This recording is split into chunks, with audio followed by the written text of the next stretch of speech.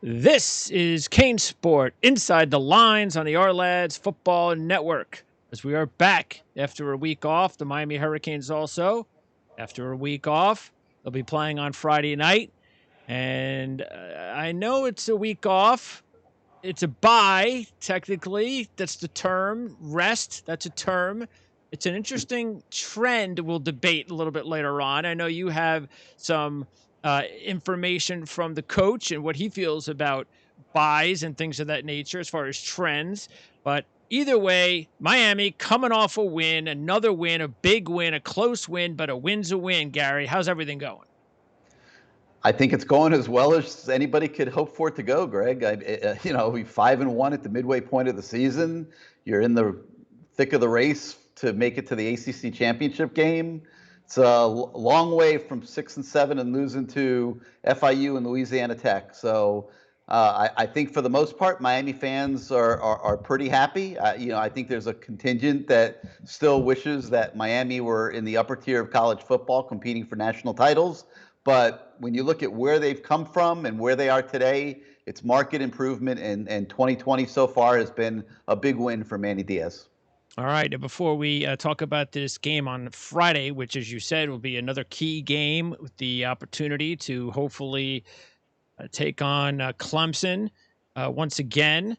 By the way, I should ask you, because a lot of things have changed with the schedule and shortened of games. Is there anything different at all about the ACC Championship game this year? Just that there's no coastal and Atlantic divisions. Well, then there you go. Yeah. So no divisions. It's a free for all. Top two teams in the ACC. If there's a tie, there's like an extensive tiebreaker protocol that they'll go through and figure out who gets to play in that game. So it'll be interesting. It's going to start to take shape here, obviously, over the next few weeks. Yeah. Still Clemson, early. Yeah. Well, and Clemson plays Notre Dame this weekend. Plus, the thing I'm noticing, Greg, is a lot of these teams around the ACC are getting better. The Boston Colleges of the world, the Wake Forests of the world, they're improving as the season goes on, which is not a surprise considering nobody had spring practice.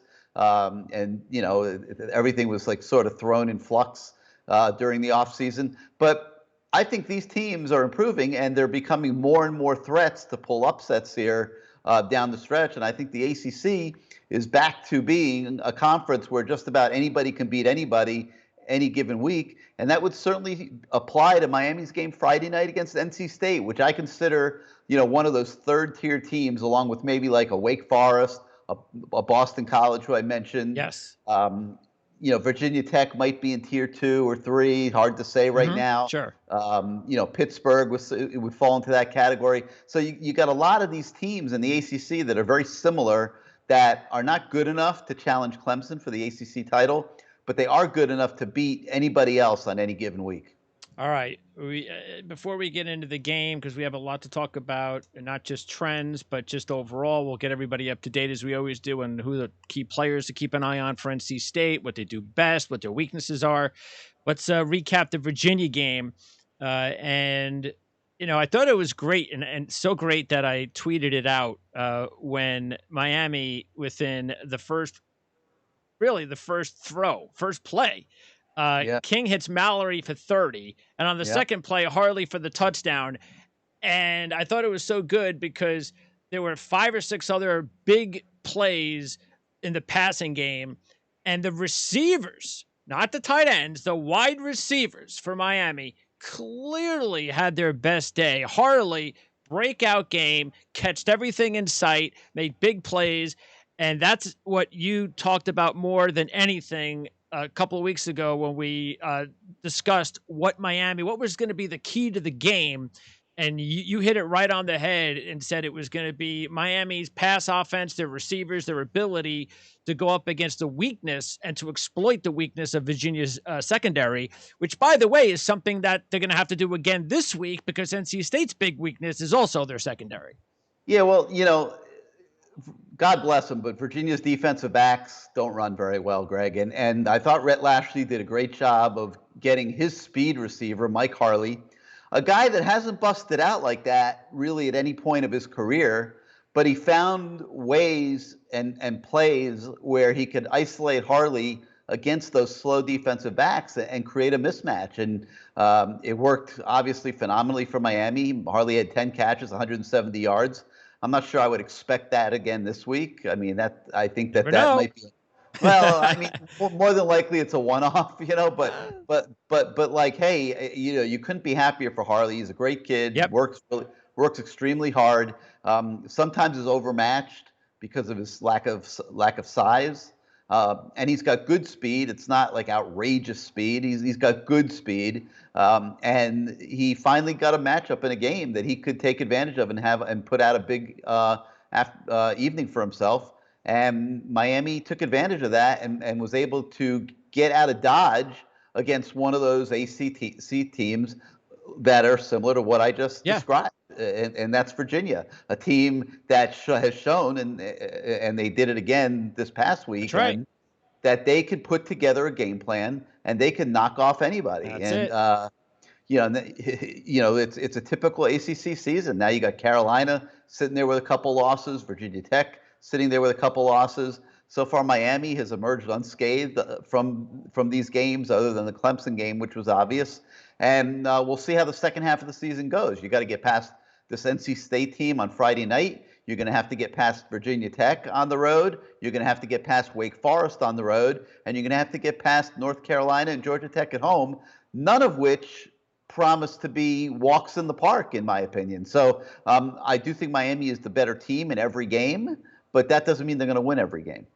I'll be honest, if I go up those 5 games because of the quarterback being out for NC State, if I was ranking the 5 toughest games left for Miami, I would put this at 4. Yeah. Because I would put UNC 1, Virginia Tech 2, Wake Forest 3, NC State 4, Georgia Tech 5. Yeah, I would agree with that. Okay. By the way, Mark Pope also, even though the drive did not end well with the field goal blocked, still he had that 38-yard catch, great catch on 3rd and 8 to the Virginia 27-yard line. They originally said it was not a good catch. They looked at it. It was a great catch. And that's why I said in the beginning, it was about the receivers. It was about not just Harley. It was also about Pope and Wiggins, everybody, especially Pope and Harley, making big plays. Yeah, absolutely. And very important that Miami get those guys more involved in the offense. You can't just throw to the tight ends. When you're gonna get into some of these games down the road, and certainly at the end of the season when you're playing better teams, whether it's in the ACC Championship Game or if you have a 1 or 2 loss record at the end of the season, you're gonna have a very good bowl opponent. You're gonna have to be more well-rounded than that. So I thought it was great that they used the opportunity against a slow Virginia secondary to establish that aspect of their game. And this week, I think the challenge is the exact opposite, Greg. I think they got to get their running game back. The running game has disappeared on them the last few weeks. Cam Harris, who had his way early in the season, has not been able to do very much the last few weeks. Threw a little bit of a temper tantrum on Twitter after the Virginia game. But he can't be doing that. No, and I don't think they're kids. I think they had him delete the tweet and all that, but you've got a frustrated running backs room. Sure. They have not been running the ball as well as they did early in the season, and I think this week that's going to be a big part of the agenda. Yeah, Harris in his last 4 games, he's averaging less than 2 yards a carry, 78 yards on 40, no touchdowns in his last 3 games, and he's going up against an NC State defense this week, which is 77th in the nation. Now, their bigger weakness is the secondary, as I mentioned, but it doesn't matter. They do eventually. They've got to get the run. They got to get some balance here, because if you don't have balance, then you kind of get what we saw last couple of weeks ago in Virginia. You're going to be in these close games, and you're going to make Greg, Go ahead. I was just going to say, when we did this show before the Virginia game, as you noted, we talked a little bit about, Miami exploiting the Virginia secondary as being a key to that game, and it turned out to be correct. Well,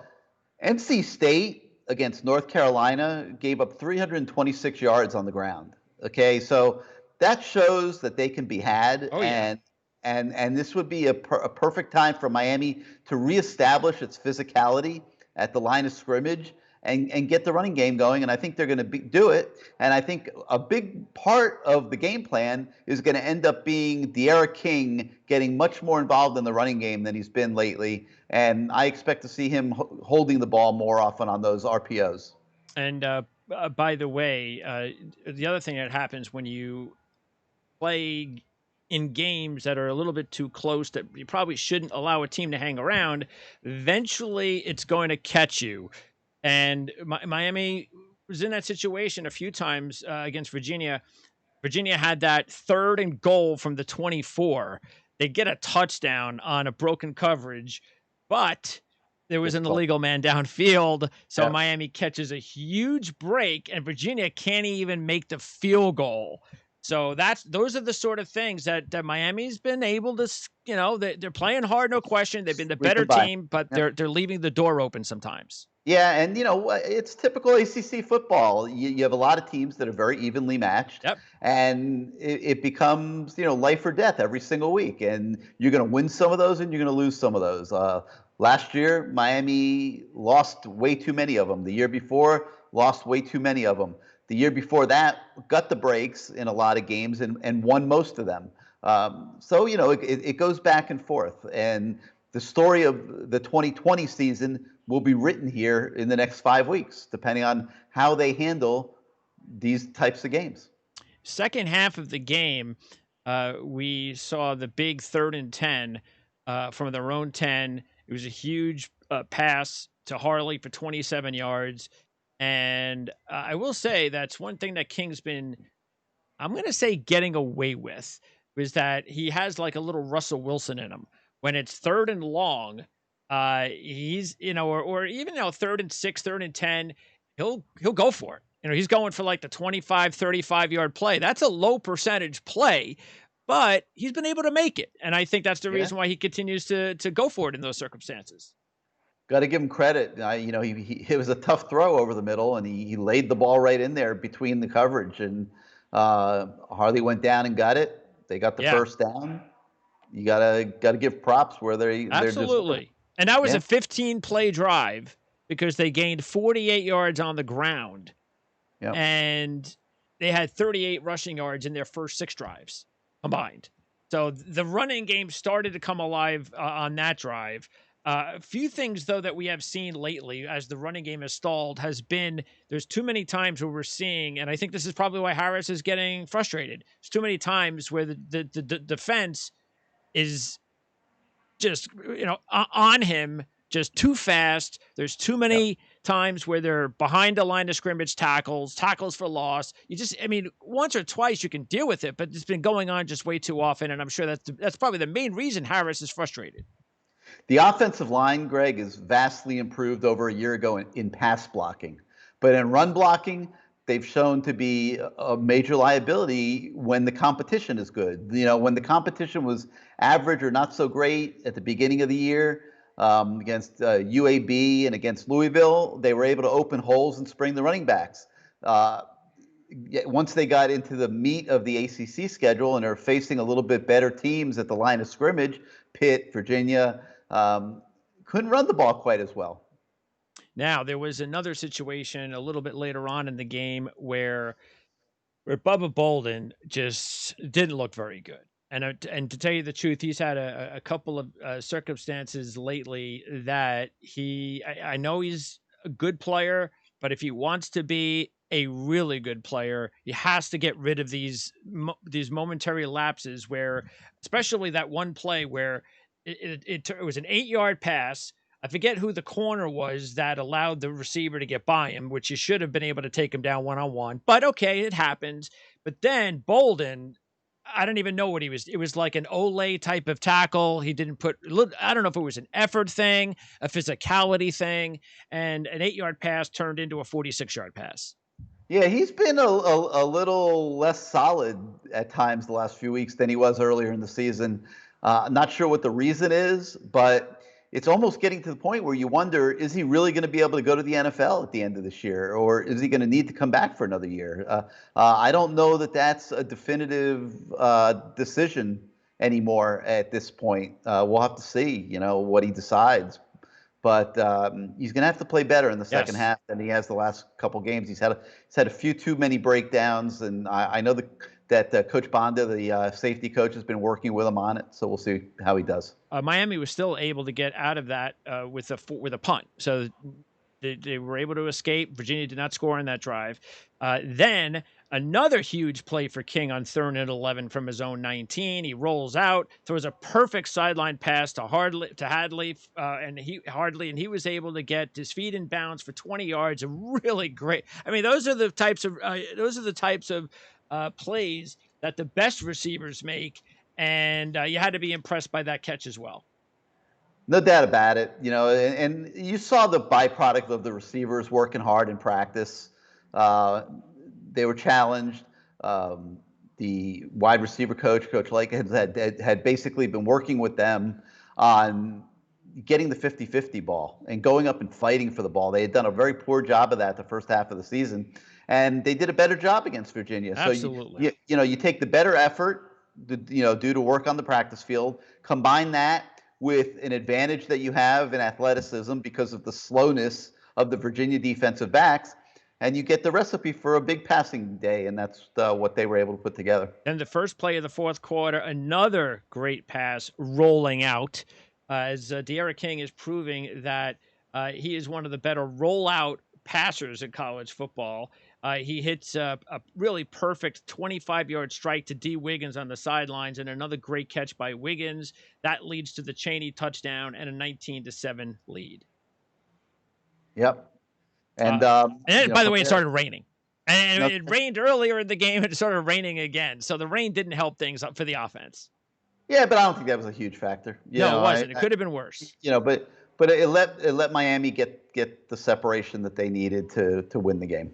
Yeah, things got a little bit scary because on 4th and 1 at their own 34, Virginia went for it. Armstrong had the 30-yard gain. Next play, he hit a wide-open Henry for a touchdown. That was, again, Blades on the coverage, left him wide open. So with 5.5 minutes left, it was still a game. But once more, another huge 3rd and long, 3 minutes to go. King goes deep on the play to Wiggins. It was a close call. Miami got the call, pass interference. And once again, it's what I said about a little earlier in the show. Miami is getting some decent breaks. Sometimes these breaks don't go your way. Sometimes they won't call that play. Maybe if the game's in Virginia, they don't call the pass interference, but they did, and that was pretty much the game. That was it. Game over. Yeah, and Greg, it's like I'm not surprised by these occasional breakdowns in the secondary. I kind of expected it going into the season. I knew that the cornerbacks were not 100% solid or going to be all the time, and there were going to be moments like that. I think Miami's benefited a lot because they're not playing, other than Trevor Lawrence, who carved them up pretty good, they're not really playing elite quarterbacks or even great quarterbacks. They're going and against, they won't again until North Carolina at the end of the season. Right, exactly. So, I think that's helping them a little bit in keeping these breakdowns in the secondary to a manageable level. And if you look at the body of work of the defense as a whole for the first half of the season, it probably was about as good as could be expected, really, if you look at it objectively and honestly and don't expect certain guys to be better than what they really are. And you look at the honest talent level of the team in relation to what they've done, and it's really not bad. Okay, now, North Carolina State. This is a matchup that Miami doesn't see very often. It's only the first time they played since 2016, second time since 2012. Miami is a 10-point favorite on the road. This is also a situation where Miami will be on the road for the third time. They're 1-1. NC State, 2-0, straight up and against the spread at home this year. So only the third home game for the Wolfpack, and a huge game for the Wolfpack, as you mentioned earlier, and they're going to have to do it without their starting quarterback because the kid Leary was turning into a good one. He's going to be a good one. He's young. We talked about Doran last time out. He's a really good recruiter. This is the next wave. Last year, they were very young. They had a lot of injuries. This year, that youth was getting older, but they're also banged up once again. So they've been snake bitten by injuries the last couple of seasons, the Wolfpack. Yeah, but they're getting a couple guys back, Greg. They've got an offensive lineman that they're getting back by the name of Justin Witt, who He's a former starter, an older guy, Richard Senior. I think you'll probably see him in the starting lineup. They're getting a safety back, Tanner Ingle from injury, so they're getting some guys back. They don't have the quarterback, but they have two guys. Bailey Hockman started the year out as the starting quarterback, so he's a transfer from FSU. So they feel decently about him. He's got to do a better job of protecting the ball. He has a propensity to throw interceptions, so we might see the Miami turnover chain a little bit more this weekend. But they also like this kid, Ben Finley. He's a true freshman, and I'll be surprised if we don't see him at some point in the game as well. But he also threw a couple interceptions in his first extended playing time last week against Carolina. So they have a problem with turnovers that they're trying to clean up with their quarterbacks. But, they're not incapable guys. I mean, Hockman has 531 yards passing this year, completed 41 of 70 passes. That's not too bad. Finley completed 13 of 20 against North Carolina last week for 143 yards. So they can do some things. They got a couple really good running backs. They got a good receiver. They got a good tight end. So this is a team that really, if you let them get going, can give you some problems. And I got to think that what they're going to try to do is come out and utilize those running backs and take the pressure off the quarterbacks and try to run the football against Miami. And Miami's going to have to hold up in the front seven. I would be concerned if I'm Miami, I'm a Miami fan. I don't want to see Finley. And like you said, it probably will. And I think we will, because I don't think Hockman is capable of, unless he has a game of his career, of beating Miami or going toe-to-toe with King. Finley's the unknown factor. You get these young kids, and I don't care. Yeah, okay, played his first game. Maybe the stats weren't all that great, but it was first game. And I thought he looked pretty good. Yeah, so I'm willing to go, okay, so he had a couple of interceptions, whatever. I mean, it's his first game. They like him. I think he's got more upside than Hockman. So that's the guy that I would be concerned with, because his upside is a lot bigger than Hockman. So we'll keep an eye on that. And look, their top two wide receivers from last year have returned. Their leading tight end from last year has returned. The two running backs both came back, including their leading running back, Zonovan Knight, who led the team as a freshman last year. The only thing is they're only the 74th ranked rushing offense in the country. So they've got to pick that up. And that's something too, where if we're talking about Miami's defense against what you can see from North Carolina State's offense, what do you think Miami has to do defensively to take advantage of it? I mean, they're going to have to shut down the run. You can't force them into being one-dimensional. Yeah, absolutely. I mean, you want the young, inexperienced quarterbacks to be throwing the football. You can get your pass rush going in those situations. You can get your blitz packages going in those situations. Speed the game up for them.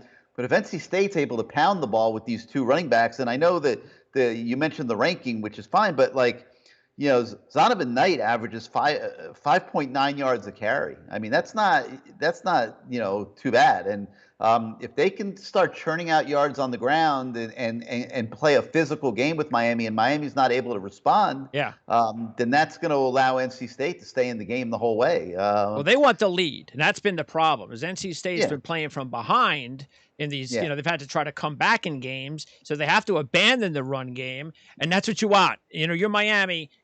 Get them early. Try to get them into that same, one-dimensional outlook that they've had to deal with already this season several times. Yeah, so I think they're going to try to run the football. I think they're going to use those running backs in the passing game where they can, and try to maybe take advantage of Miami's linebackers. And we'll see what happens. I think Tim Beck's a very good offensive coordinator. I think that he'll find some areas of the Miami defense that he can exploit. And it'll be an interesting game. I mean, at the end of the day, do I think NC State has enough weapons to keep up against De'Ara King and the Miami up-tempo spread for the entire game? Not if Miami plays well. I don't think they do. But it's a night game on the road, and those can be problematic. By the way, the defense of NC State, they lost some key guys from last year, but they added a grad transfer from Penn State, Daniel Joseph, and he already leads the team with 4 sacks this season. And their top defenders, Peyton Wilson. As a freshman last year, he led the team with 69 tackles in 11 games. This season, in 5 games, he already has 53 tackles. He also has 5.5 tackles for loss and leads the team with 2 interceptions. So Peyton Wilson, linebacker for NC State, is definitely their top defender right now. Yep, no doubt about it. And the other linebacker, Drake Thomas, is a very good player as well. So the linebacker spot is probably the strength of their defense. Speaking of weekday games, we'll segue that into our trends of the week. And unfortunately, when I take a look at, there are a lot of trends this week. Most of them don't favor Miami, but there are a few of these trends where you can kind of be like, yeah, I could live without them. But the weekday trend is interesting because NC State has covered 9 of 10 games on the weeknights when they're playing a winning team.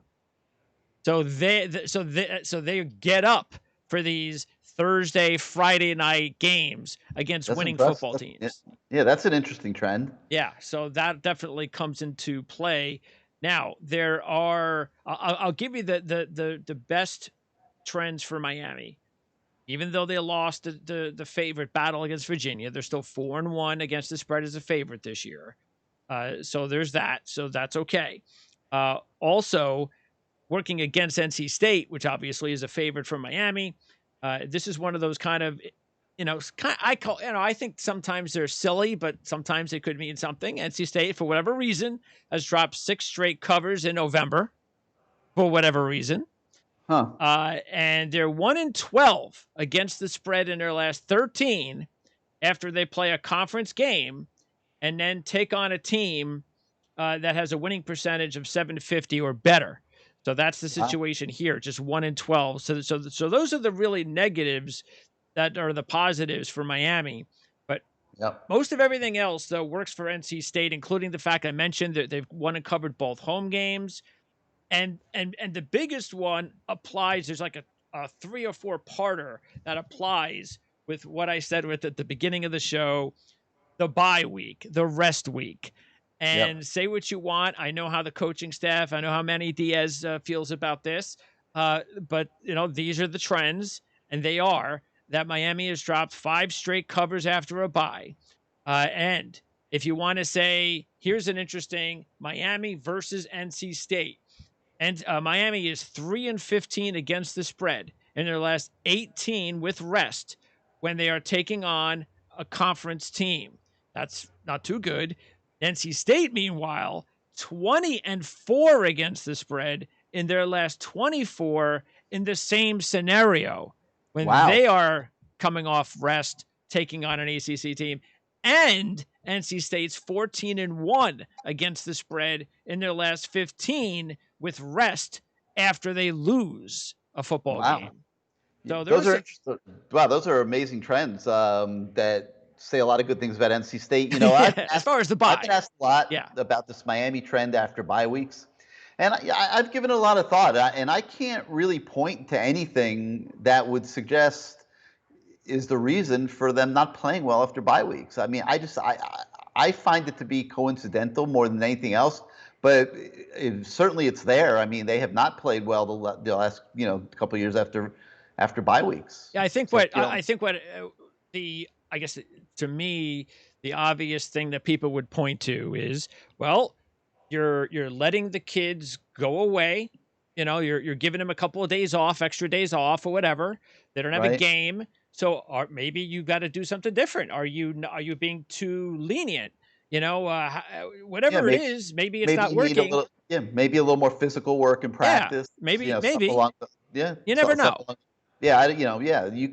You could certainly. You'd have to know everything that he's doing. Had been taking place to make suggestions along those lines. But if we're assuming that they're not working hard physically during the open week, maybe working a little harder physically and doing a little bit more full speed contact work in practice might help in that regard. Who knows? All right. So again, Miami is a 10-point favorite right now. Before I let you go, Brevin Jordan's going to be back, right? Yes, sir. And there's a couple of potential other issues with COVID-19 protocols. Yeah, there's some players that have been on quarantine situations and things like that. Some of it's been contact tracing. Some of it was positive tests. 6 had to miss the last game. So we're not really sure where that's going to stand going into this game Friday night. We'll find out Friday afternoon. But don't be surprised, obviously, if you see some Miami players, predominantly freshmen, that don't get to make the trip. And the last thing I wanted to ask you is about DJ Dallas. He's now playing with Seattle. Yeah. I really, when I saw Dallas play for Miami the last year and a half or so, I thought that I know he didn't get an opportunity to play a lot more than he would have liked, but what I saw, I liked. I said, you know what, this kid's got something. And a solid football player, yeah. Yeah. So when he got the opportunity to play after learning the playbook, he's a rookie, and Chris Carson's out. He took advantage of it, had a couple of scores in the game against San Francisco. So what's his upside at the pro level compared to other Miami running backs?